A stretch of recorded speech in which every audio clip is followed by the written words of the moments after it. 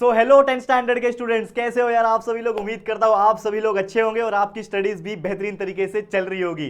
तो दोस्तों देखो, देखते ही देखते सितंबर का जो मिडल है ना वो भी आ गया, यानी आधा सितंबर का महीना बीत गया है और बहुत ही जल्दी कुछ ही दिनों के अंदर आप लोगों का फर्स्ट सेमिस्टर एग्जाम, जिसको हम मिड टर्म एग्जाम्स भी कहते हैं, वो भी स्टार्ट हो जाएगा।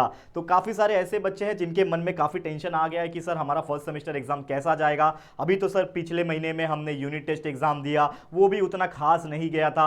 अब सेमेस्टर एग्जाम आ गया, लगभग आधा बुक के हिसाब से सिलेबस आने वाला है। क्या करें सर, कैसे पढ़े, कुछ स्ट्रैटेजी दे दो। तो यार बहुत सारे बच्चे स्ट्रैटेजी मांग रहे थे सेमेस्टर एग्जाम के लिए प्रिपरेशन करने के लिए। तो फाइनली आपके लिए यानी 10th स्टैंडर्ड के बच्चों के लिए भी एक बेहतरीन सा स्ट्रैटेजी, एक प्लानिंग वीडियो में लेकर आया हूं कि अगर आप इस हिसाब से प्लानिंग करते हो, ये स्ट्रैटेजी को फॉलो करते हो, दिन रात एक करके थोड़ा मेहनत कर लेते हो, तो आपका जो पहला सेमेस्टर एग्जाम है उसमें आप बहुत अच्छा मार्क्स सिक्योर कर सकते हो। अब मुद्दा ये नहीं है कि हमें बहुत अच्छा मार्क्स स्कोर करना है, क्योंकि फर्स्ट सेमेस्टर का मार्क्स हमारे 10वीं के बोर्ड एग्जाम में मैटर नहीं करता। लेकिन इसका मतलब ये नहीं है कि हम हमारे यूनिट टेस्ट हो या फिर सेमेस्टर एग्जाम हो या फिर आने वाले टाइम में प्रीलिम एग्जाम हो उसमें काम ना करें, उसके लिए मेहनत ना करें, ये तो गलत बात है। तो आपको मेहनत करना है, क्योंकि आपको अपने आप को प्रिपेयर करना है एक लंबी लड़ाई के लिए, जो कि होगी बोर्ड एग्जाम की 2026 में। तो उस लंबी लड़ाई की प्रिपरेशन करने के लिए बीच बीच में ये जो ट्रायल बॉल आ रहे हैं ना आपके, चाहे फर्स्ट यूनिट टेस्ट हो चाहे वो सेमेस्टर एग्जाम हो, ये आपके लिए सभी के लिए क्या है, ट्रायल बॉल है। तो ये जो ट्रायल बॉल आ रहे हैं ना, इस ट्रायल बॉल पे भी कोशिश करो कि एकदम जोर से बैट घुमा के छक्का मारो,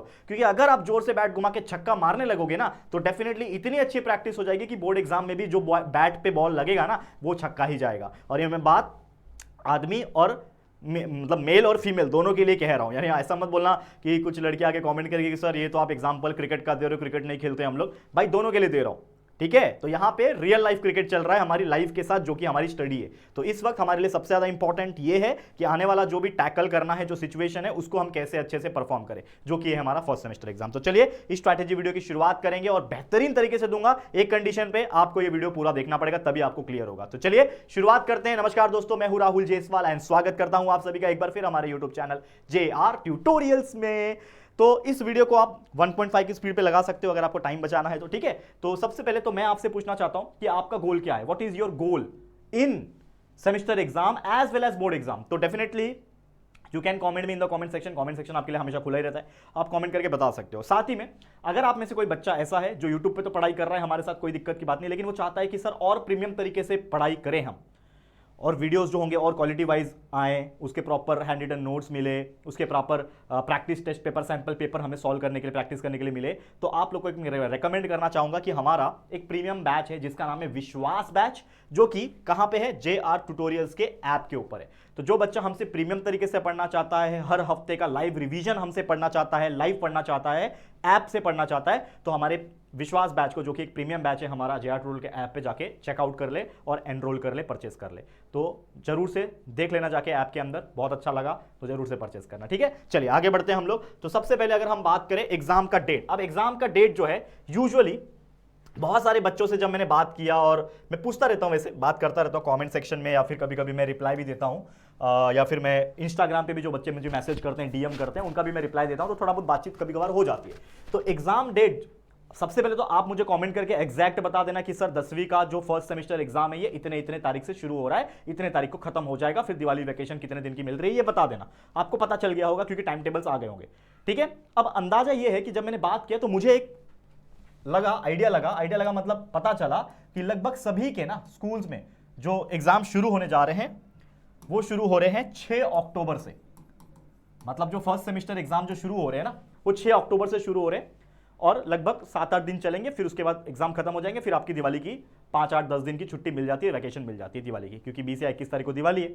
तो 6 अक्टूबर से शुरू हो रहे हैं। आज जो ये वीडियो आपको देखने मिल रहा होगा ये लगभग मैं बना रहा हूं 16 अक्टूबर के दिन अपलोड हो जाएगा, मतलब बना तो पहले ही दिया हूं लेकिन 16 अक्टूबर के आसपास के अपलोड हो जाएगा। मतलब अगर हम देखें तो अक्टूबर में हमारे पास सिर्फ 14-15 दिन बचे हैं और ये 5 दिन, मतलब कुल मिला के हमारे पास 20 दिन बचे हुए हैं। तो अगर मैं मोटा मोटा बोलूं रिमेनिंग नंबर ऑफ डेज कितने हैं हमारे पास, कितने दिन बच रहे भाई, ईमानदारी से बताओ।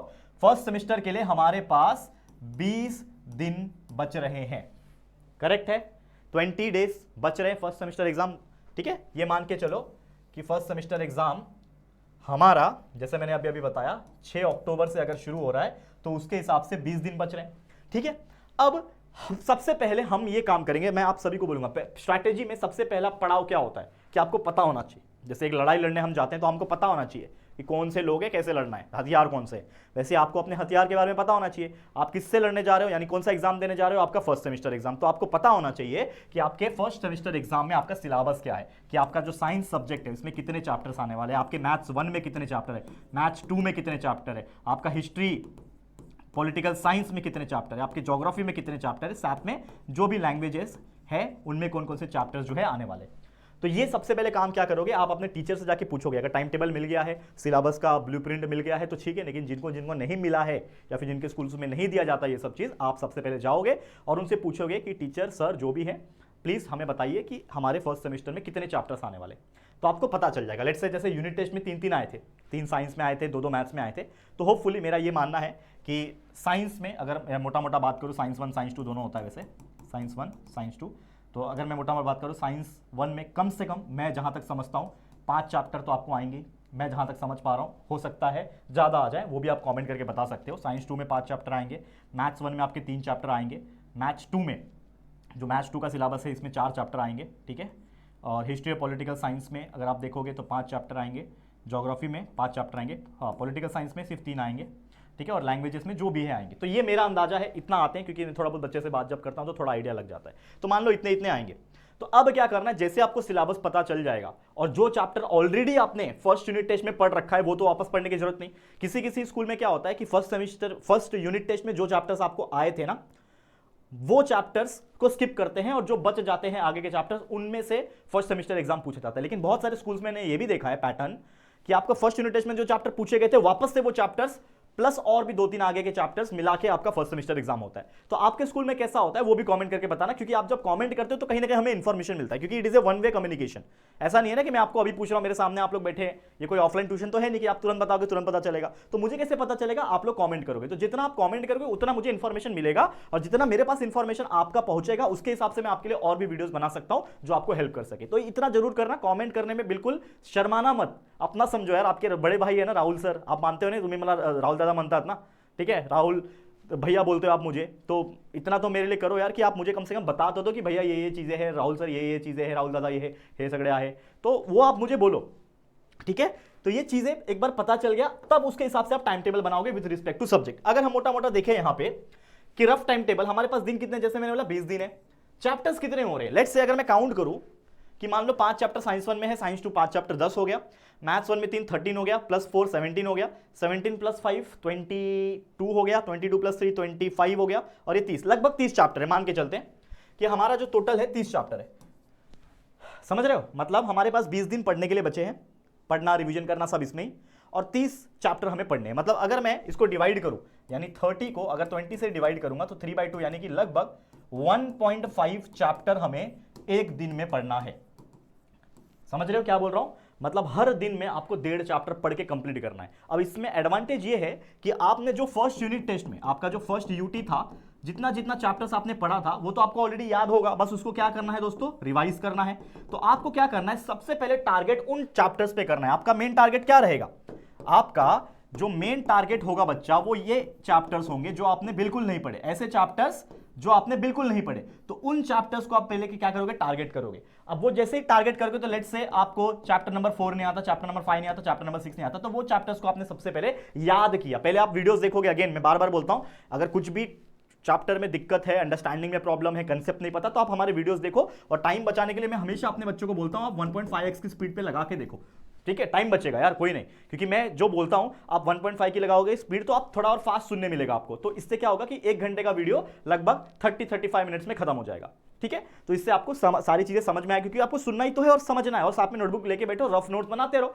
तो इस तरीके से आप सबसे पहले वो चैप्टर पढ़ोगे जो आपको बिल्कुल नहीं याद है या फिर जिसका कंसेप्ट भी याद नहीं। तो पहले आप वीडियो देखे, कंसेप्ट क्लियर किया और फटाफट उसके क्वेश्चन आंसर्स एंड बाकी चीजें नोट से, डाइजेस्ट से, जो भी आपके पास है उससे आपने पढ़ना स्टार्ट किया और उसको याद करके खत्म किया। जैसे आपने याद करके खत्म किया तो कहीं ना कहीं जो चैप्टर्स रिवीजन करने के लिए बाकी है, अब उन चैप्टर्स को उठाओ और रिवीजन करो। कैसे करोगे बताता हूं अगेन।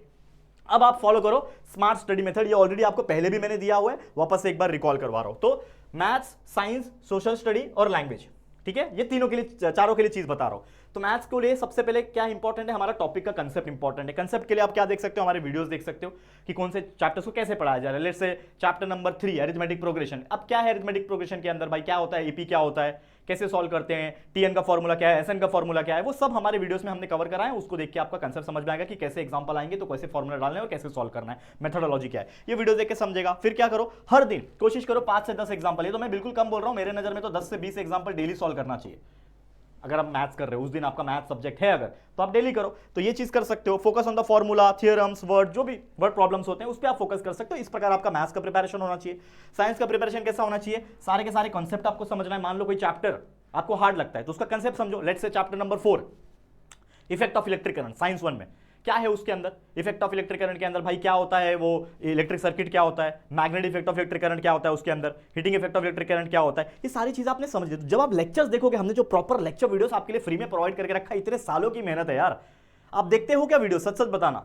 इतना हम मेहनत करते हैं, डेली आके कंटेंट आपको दे रहे हैं, लेकिन जो लेक्चर्स है ना, पूरा चैप्टर्स का एक्सप्लेनेशन है, सारे chapter science 1, science 2, maths 1, maths 2, history, geography, political science, English, Hindi, Marathi, writing skill, grammar, सारा कुछ दे रखा है। पिछले कई सालों की मेहनत है बच्चा, तो वो मेहनत जो है ना आप उसको यूज करो, यूटिलाइज करो यार। अगेन बार बार बोल रहा हूं, तो 1.5 की स्पीड पे ये सारे चैप्टर्स को देख लो, ताकि एटलीस्ट अंडरस्टैंडिंग दिमाग में तो रहे कि अच्छा इसका मतलब ये होता है। क्योंकि अगर उस टॉपिक के ऊपर क्वेश्चन आ गया और उस क्वेश्चन का आंसर आपने अगर रट्टा नहीं मारा है, बाय हार्ट नहीं किया है, तो आपने जो समझा हुआ है, जो वीडियो देख के कंसेप्ट, उसके थ्रू आप खुद से बना के आंसर भी लिख सकते हो और आपको मार्क्स मिलेगा। भले ही 4 में से 4 ना मिले, 4 में से 3 तो मिलेगा, 2 तो मिलेगा, कुछ तो मिलेगा। तो वो चीज आपके माइंड में है, खुद से बनाना लिखो, आंसर मिलेगा, मार्क्स। लेकिन कोशिश ये करना कि जब टाइम हो तो अच्छे से उसको बाय हार्ट करके जाना, प्रॉपर नोट से, जो आपका फॉर्मेट होता है उसके हिसाब से, ठीक है।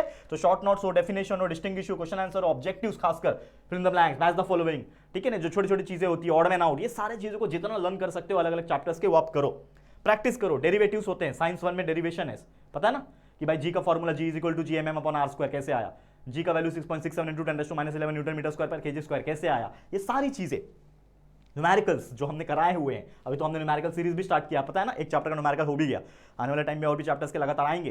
तो ये सारी चीजें देखो, ठीक है ना, समझो इस बात को, बहुत अच्छी तरीके से मैं आपको समझा रहा हूं बच्चा, ठीक है। अब बात कर लेते हैं एसएसटी सब्जेक्ट की, सोशल स्टडी।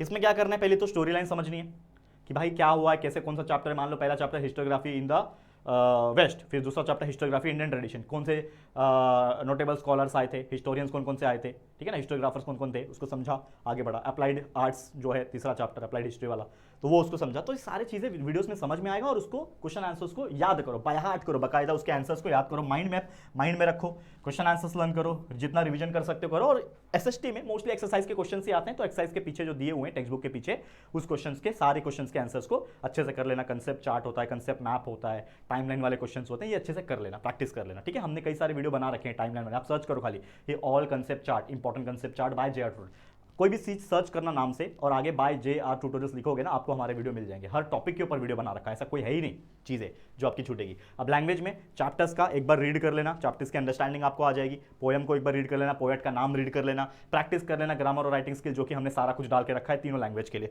वो आपको काम आ जाएगा। हैंड राइटिंग फोकस करना, खासकर लैंग्वेज में हैंड राइटिंग का मार्क्स कटते हैं, तो वो चीज फोकस कर लेना। बट हैंड राइटिंग अगर अच्छा रहेगा तो ये सारी चीजें में आपको एडिशनल एडवांटेज मिल जाता है। तो ये चीजें आपको करनी है। समझ में आ गया, क्लियर है? तो बस ऐसे ही मन लगाओ और पढ़ाई करते रहो, जितना हो सके प्रैक्टिस करो, एक्सरसाइज के क्वेश्चंस याद करो, पीवाईक्यू प्रैक्टिस कर सकते हो, प्रीवियस ईयर क्वेश्चन पेपर उठाओ, 2025 का उठाओ, 24 उठाओ, 23 उठाओ, 3 साल का एटलीस्ट उठाओ, और उसमें देखो कि चैप्टर नंबर जो भी समझ लो आपके फर्स्ट सेमेस्टर में चैप्टर नंबर 1, 2, 3, 4 और 5 आने वाला है, लेट्स से, तो इन 5 चैप्टर्स के क्वेश्चन इनमें ढूंढो, पीवाईक्यू में ढूंढो और उन क्वेश्चंस को आप याद करो। तो इससे क्या होगा कि आपका फर्स्ट सेमेस्टर का प्रिपरेशन हो रहा है, साथ में आपका नेक्स्ट लेवल का बोर्ड का प्रिपरेशन भी हो रहा है उन चैप्टर्स का, ठीक है ना। प्रैक्टिस पेपर्स कर सकते हो आप, मॉक टेस्ट दे सकते हो, खुद से खुद का टेस्ट लेना, एग्जाम लेना, वो आप कर सकते हो, ठीक है।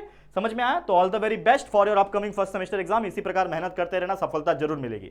और in case first semester exams के लिए भी अगर आपको क्विक, एकदम फास्ट फॉरवर्ड वाला क्विक लाइव रिविजन चाहिए, अगर जैसे हमने फर्स्ट यूनिट टेस्ट में दिया था, याद है, जुलाई अगस्त के महीने में फर्स्ट यूनिट टेस्ट के लिए हमने लाइव रिवीजन कराया था, तो अगर वैसे ही आपको लाइव रिवीजन चाहिए, क्विकली फास्ट वाला, 1 घंटे में पूरा चैप्टर रिवाइज करा दिया, वैसा वाला चाहिए, तो आप मुझे कमेंट करके जरूर से बता देना, मैं कोशिश करूंगा आपके लिए लाइव लेने के लिए फर्स्ट सेमेस्टर के लिए, ठीक है। समझ में आ गया? तो फिलहाल आज के लिए इतना ही। इसी के साथ ये स्ट्रैटेजी या फिर एक सेमेस्टर एग्जाम का प्लानिंग यहाँ पे होता है समाप्त। और उम्मीद करता हूँ ये सेमेस्टर का प्लानिंग जो मैंने आपको दिया है, स्ट्रैटेजी जो दिया है, उसको आप अगर फॉलो कर लोगे तो डेफिनेटली बहुत अच्छा स्कोर कर सकते हो और आपका अपग्रेडेशन हो जाएगा।